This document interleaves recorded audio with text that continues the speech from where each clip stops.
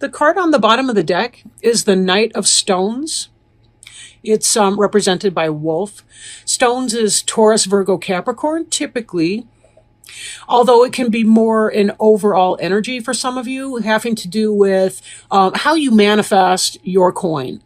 In other words, say you're changing jobs. This could be about changing jobs. Moving from one place to another, but putting some energy, movement, travel, taking what you've learned and applying it in some way in the earth world. Earth being your material stuff, home, family, business, that kind of thing.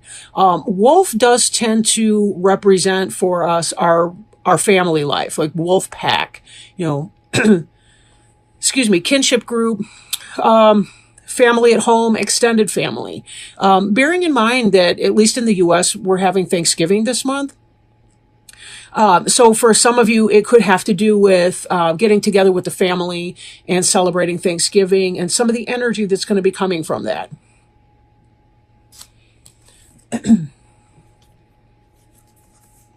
Now, looking at something in your recent past, or it could be the present tense, but that is moving into your recent past, we have the Four of Arrows, which is rest, bodily rest, mental rest, just kind of taking some time out. Maybe some of you are having a 4-day weekend if you have Thanksgiving and Black Friday off, but taking some time to meditate and rest, relax, kind of withdraw from things, get a sense of where you need to go. We understand that with a butterfly, for instance, it's when you go into the chrysalis phase, when you withdraw from the world, you're alone in your cocoon, or I'm going to mix up butterfly and moth energy. It's just going to happen because that's who I am and what I do. But so imagine that you're kind of in that chrysalis metamorphosis stage. You've wrapped yourself with this silky crap or whatever, and now you're withdrawing from the world. There's a great deal of change. Metamorphosis that's going on behind the scenes. And this is kind of you when you withdraw from things and take that time out and do some self-care, some rest, some relaxation. And then when you emerge, you have a better sense of what it is that you need in order for your ideas, your dreams to take flight. This is about refocusing and taking the time that you need, taking time out to be able to do that. So let's bring on board our next card that we see here, the Eight of Wands. Eight of Wands is hearth fire. For some, this could be physical symptoms like heart issues. It could be heartburn. The hearth is the center of the home and the family. For those of you that are in good health, positive health, hearth fire is about communication and lots of communication coming in. It's about travel. It's about the things that the family centers around for warmth, literally, physically, symbolically, right? Going into that time of rest, spending time with the people that you love the most, right? Your home and your hearth fire people, your kinship group, your wolf pack. Now, some of the things that may come up for you when you're in this experience of rest or meditation, you may identify some areas which you need to clear. And so that's going to be consuming your thoughts a little bit. We have to be able to clear things out in order for new things to come in. I heard it put by another reader that if you are ordering, say, a new couch, you have to get rid of the old couch before you have space for the new one, right? It's that same kind of idea. You can't bring something new on if you are not going to have any space for it. So part of what we do here is we have to clear things. Aside from the damage that's going on in California, a burn, a forest fire, for example, is a great way to clear out old growth and make room for the new. In fact, there are even some plant species, some trees and all the rest, where they need the fire in order to crack open the nut and have the new generation be able to take root and to grow. That's not all of the plant species out that way, of course, but that is a necessary process. In fact, lightning used to start a lot of forest fires, wildfires, and so on. Now, we have human-made stuff, and sometimes we interfere with that process. What used to be a healthy, natural process, now we try to manage because we've got people living there and so on. So part of what you're going to be trying to do in your moment of rest, as you're experiencing all this communication, all this energy, all this travel, all this movement that's going to be coming in, part of what you're going to need to do is, how do I clear this out without burning people? But how do I profess my need for growth? How do I communicate my needs without burning other people? There's a balance to be found in that process. Right. We can say things without being harsh. We can say things in a positive way. It does take tact and skill, of course. And that's part of what this rest period is speaking to, is that, it's cooler minds will prevail is the expression, right? Meaning, keep yourself in check as you're thinking things through. There may be a better way to do it. Sometimes things get kind of chaotic around the holidays, and passions can flare up. Choose your battles. And do we have to win? Sometimes it's about, do I want to win this argument, or do I want to be happy within this? Now, be on the lookout for issues of balance, right? Issues of balance. Some of you may find that you are really feeling at peace with yourself, and this may be in part because of this rest energy that you're having, and being able to take that time to meditate and really connect with your essence. What is the truest piece of you? We have here the element of the sun. We have the yang represented in the white horse, the red horse, the yin. We have the moon element and energy over here. We have a symbolic primordial egg with a fetus or an embryo in it. And the idea is about finding a way to balance opposing forces within yourself, so that you can, let me put it this way. There's a card called the Chariot in other decks. And one of the things is, there's two horses, typically a black and a white horse, or, like this one, a red and a white. And they represent opposing elements, opposing forces within one's own self. And it's about bringing those two together, hitching them to the same wagon, and harnessing those forces to move in a singular purpose or a singular direction, right? A lot of things that we have, for example, are just such socializing influences. There's healthy ways to do things, like say a kid's having anger management problems, you put them into some kind of sport where they can burn off some of their steam. Marriage is a healthy outlet for sexual appetites, right? So there's places we can do, we can take some of our more mysterious sides to ourselves, our shadow side, and we can try to find a way to express that need in a healthy social way. And that's part of what the card of balance teaches us. Now, the card of balance can be likened to yourself, the Gemini, in that here's a person with those conflicting dual natures, the twins, so to speak, more like fraternal twins, a brother and a sister than, identical twins. But it's the same type of energy here, trying to bring that forward, trying to find a balance within yourself that you can move forward in a singular purpose, in spite of the fact that some of you may be experiencing some conflict throughout that. Now, we see here again the same sense of a primordial egg in the moon card, front and center, right? We also see a lot of the wildness of nature. The moon can typically represent deceit, things that are hidden, things that may not be out in the clear, things that are a struggle, right? Things that are a struggle to bring to light. In fact, one of the lessons of the wolf is that the wolf is not just a sweet domestic animal that is loving within its pack members and so on. It can also be very, very savage. And it's about the balance of these two impulses and trying to allow your more domesticated side to come forth in here.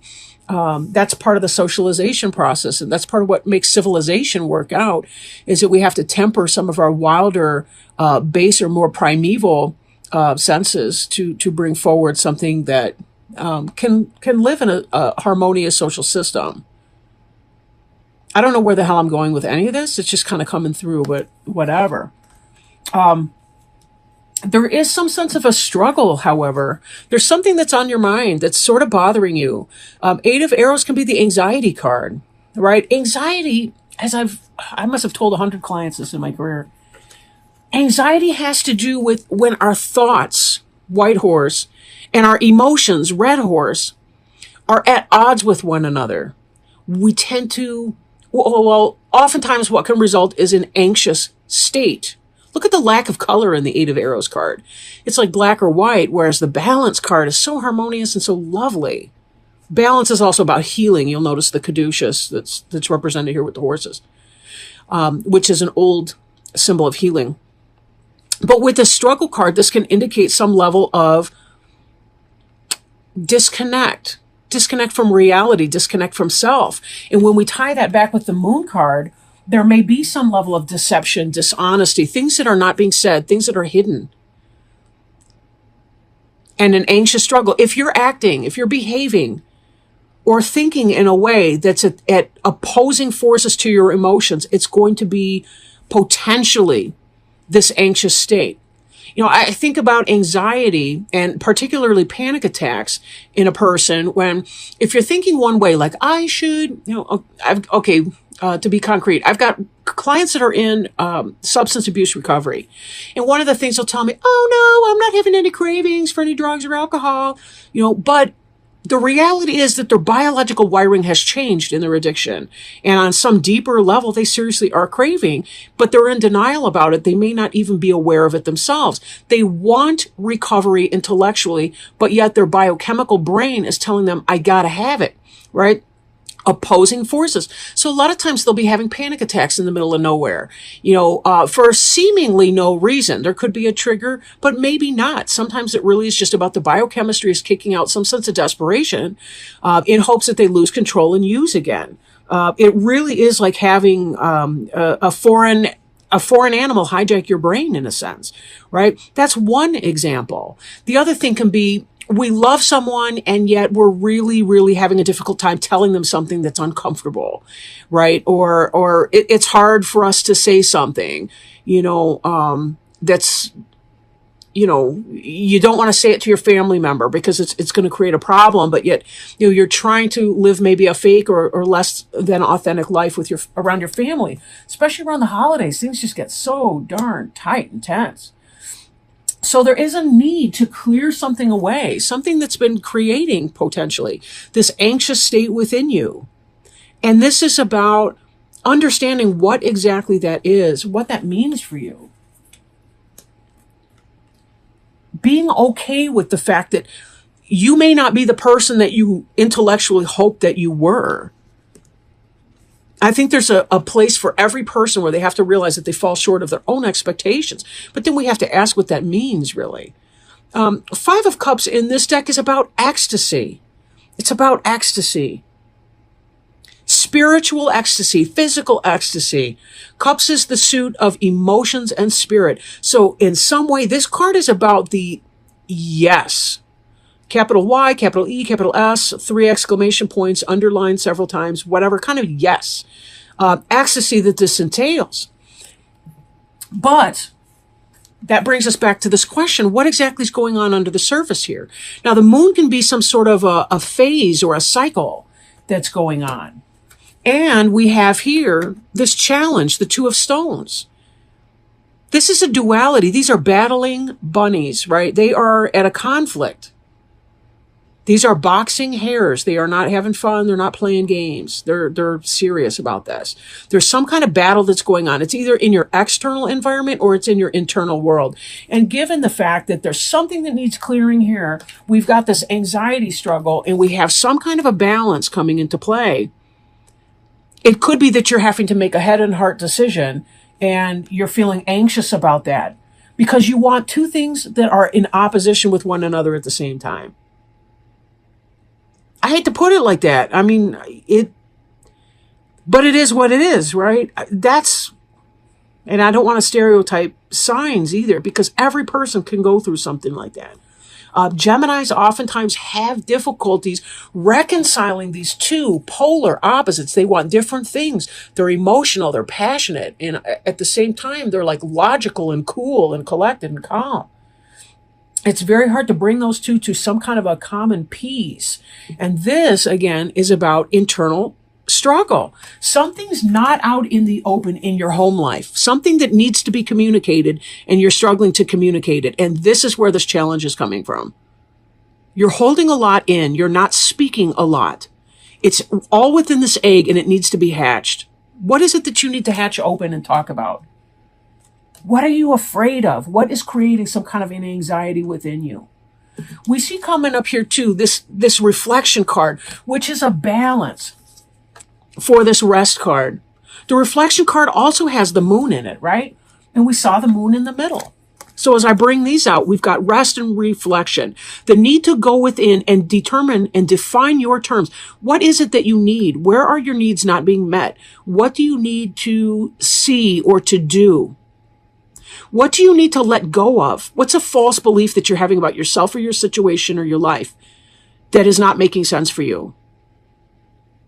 Can you create some time for yourself to go within and see if you can't turn the ugly worm within into a great big beautiful butterfly? What would that take to be able to do that, to lift that up?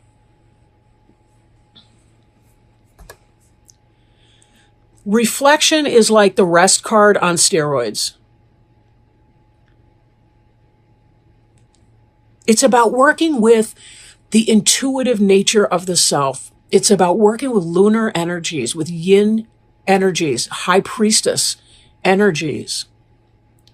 Reflection, meditation, psychic awareness, intuitive. This is about taking some of the mystery, some of the lack of clarity, sometimes the lunar or the lunatic element out of the moon, reflecting upon it, making it work for you. How can you channel your own personal cup of crazy into something that can be beautiful in your life? It's possible to do this, right? A lot of really great artwork, poetry, novels are written by people that are what they used to call in the olden days lunatics. People with mental illness can make beautiful art. They can have an amazing contribution to society. Now, this doesn't literally mean mental illness per se. This just means there are wild parts of ourselves that are often unacceptable to ourselves, even if it's simply because there's a societal norm or a stereotype or something that we need to reconcile ourselves to, that we fall short of some arbitrary mark, whatever that looks like. Where is your mark? Where is your line?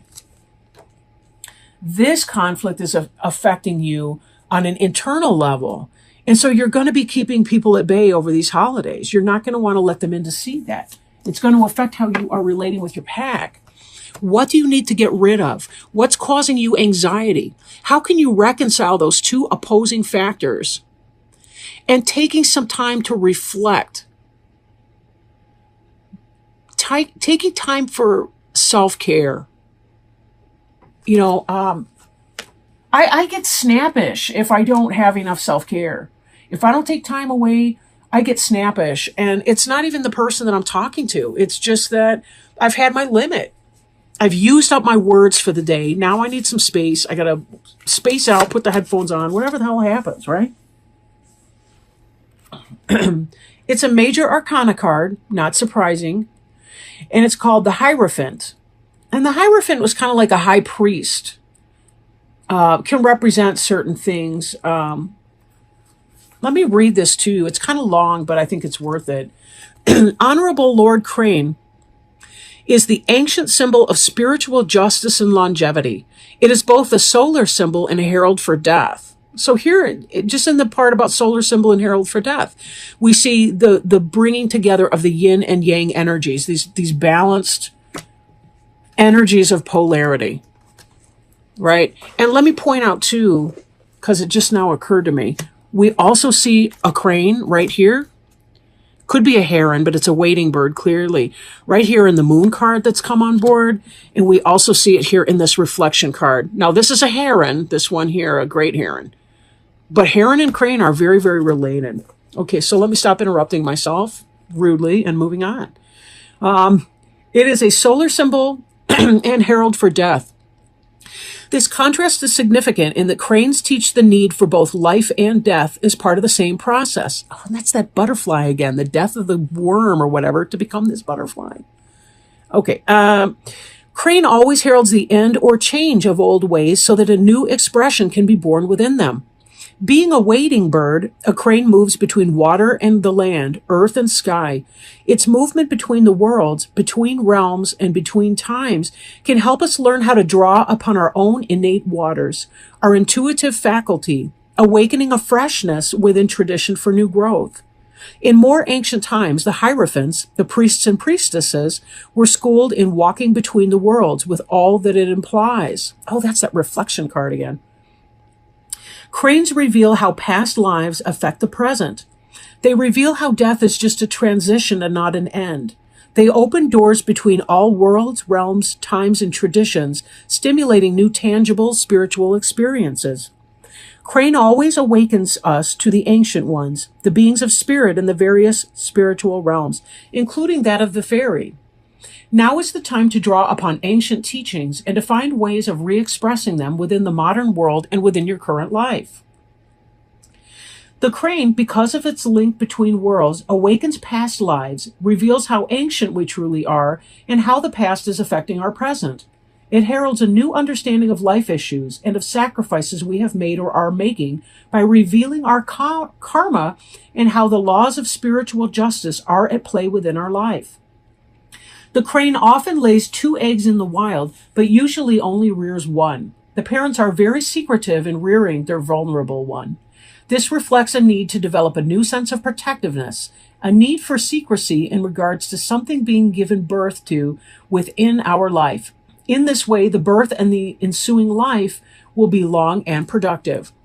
Crane reminds us to celebrate our creative resources and to keep them alive, and teach us that through proper focus, that to which we give birth will have a long, honorable life. The reverse crane reminds us that spiritual justice will play itself out within the mundane world, but not necessarily according to how we believe it should. Things will unfold, though, in the time, manner, and means that is best. Appropriate card. I couldn't help but thinking about this moon card when it was talking about the things, secrecy, and the things that we're about to give birth to being kept into some kind of a secrecy. And again, it kind of ties back to this something that's about to be hatched, and trying to identify what exactly that is in your life. Sometimes we don't want to foreshadow our moves by telling everybody what we're up to until we get to the point where we're ready to do that, launching our new product idea, our new business, our new service that we're providing that fills some kind of a niche that's been overlooked so far. There's a reason for that type of secrecy. So whatever it is that you're doing, be very careful that you're taking time for yourself, doing your self-care, that you are listening to your wisest self, your best impulses, your wisest self, and instead of neglecting or rejecting the parts of you that may not fit somebody else's idea or even your own internalized idea of what you have to be, allowing yourself to celebrate all the parts of yourself, the sunshine parts and the shadow parts alike. Trust that you will be able to bring them forth in the best and healthiest manner for everyone involved.